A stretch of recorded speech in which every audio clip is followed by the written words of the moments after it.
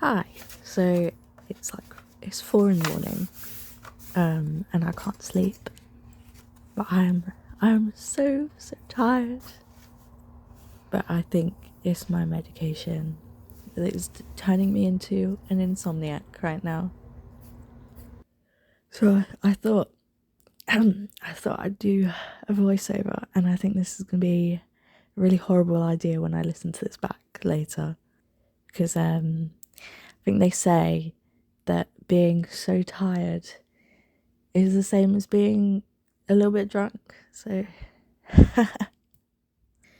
I've been sober for almost 2 years. Um so I don't even know the feeling anymore. Anyways, whatever. So where am I? This set of drawings, I just draw some faces, and it's weird with faces because sometimes it feels like I can draw them really well and accurately, and then some days I'll look at a reference and then I'll try to draw it and it's so stiff and horrible, and you'll see. And I don't know if anyone else is like that, where it's just like, and I don't know if it's an effort thing, where if I'm just lazy, it will naturally turn out worse. um, but yeah, some days are just really horrible for drawing faces, and some days are really good.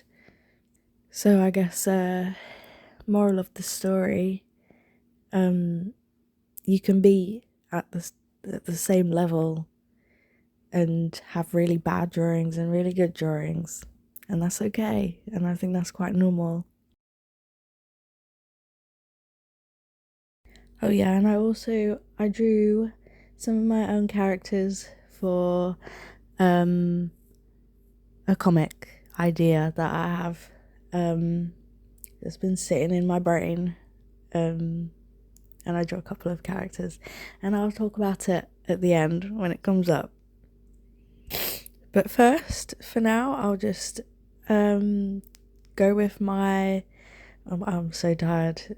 I'm so tired. I'll just have to dig deep into my brain and gouge out some good sassy tips. I guess number one is just to use a reference. On Pinterest, you can get some really good face references. I forgot what to search, but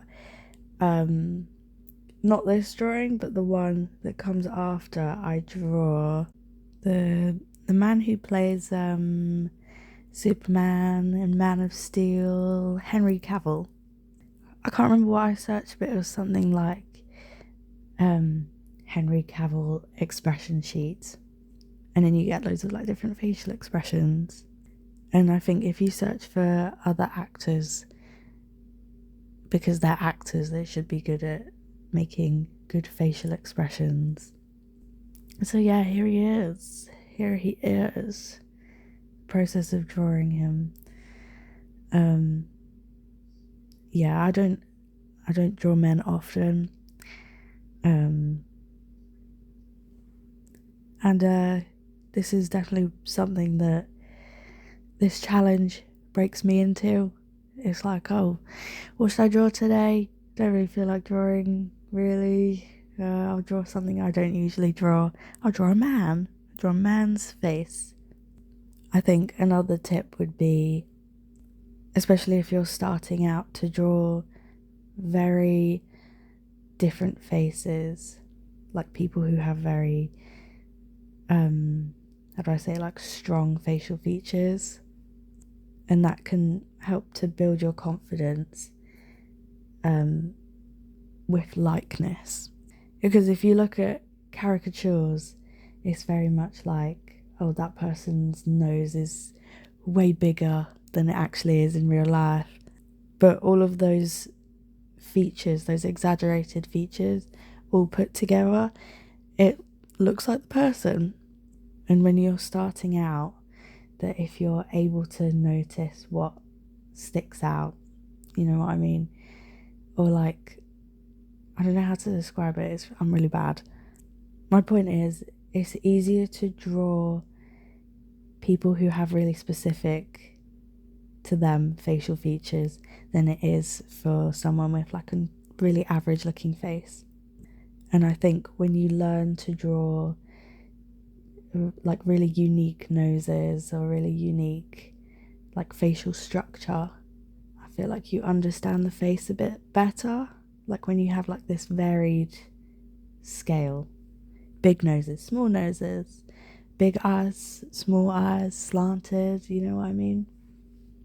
But yeah, basically this is like a little compilation of my faces on the first few pages of this new sketchbook, and I was very proud.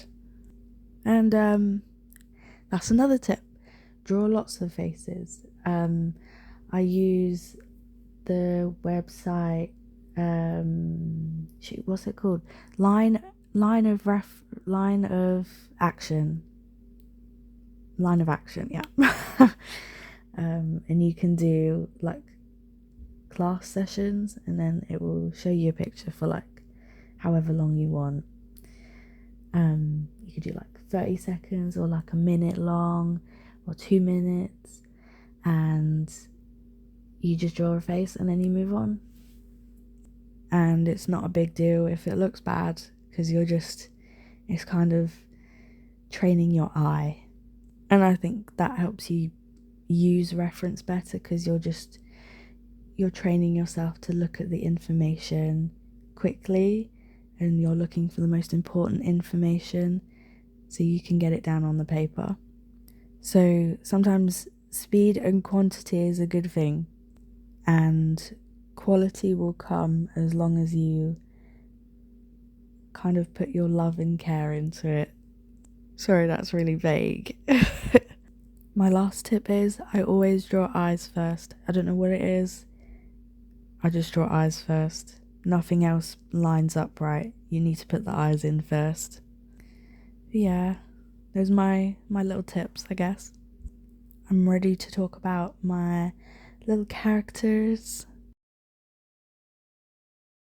Yeah, I made this character when I was like 13 years old.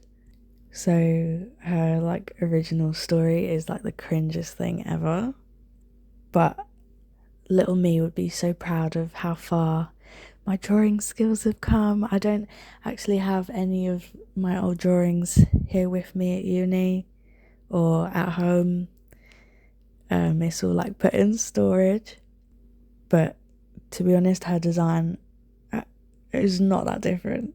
One of her outfits is not this one that she's wearing in this sketch, but one of her outfits is literally the one I drew years and years ago. But I say characters, it's one character, and she's kind of grown up, and I've also grown up with this character, which I think is quite funny and interesting how she's evolved and how I've wanted the story to go based on my own life. It's a self-insert. I won't lie, it's kind of a self-insert. But then again, a lot of the events that I have for her storyline, it's not stuff I've gone through personally. But I think it's just interesting to see, because definitely when I created her, she was definitely like your generic self-insert kind of OC. And what I wanted in my life very much was shown through what had written and drawn for her storyline. So she goes from childhood genius to goth GF to she just becomes a mum, and that's her personality. I mean, it was pretty basic at the beginning, and it's quite interesting because the beginning hasn't changed that much. She's still kind of like, she knows more than the average. That's such a pick-me thing, as in she withholds information. Oh yeah, and she's not the main character. at least in that section of the story. Anyways, it's really hard to talk about when it's not like what's the word? It's not fully manifested yet. And the only one who knows what I'm talking about is myself, so, and I'm also massively sleep deprived, so I don't even know if anything I'm saying or have said, if it makes any sense. But yeah, she does become a mum, but that's not until a lot later in the story. But it's more about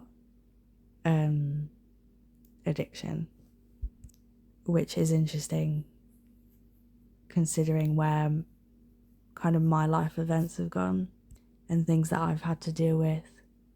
I think she's definitely a deeper character now, and I can't wait to write more about her, to talk more about her, and to have a little comic about her.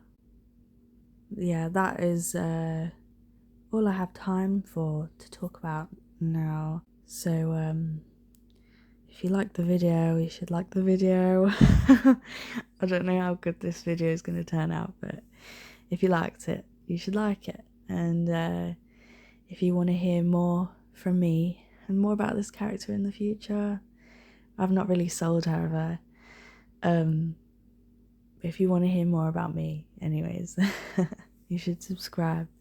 And as usual, all of my links are in the description, including my Ko-Fi page and my Redbubble shop. Bye bye. I hope I can sleep now. Whoa.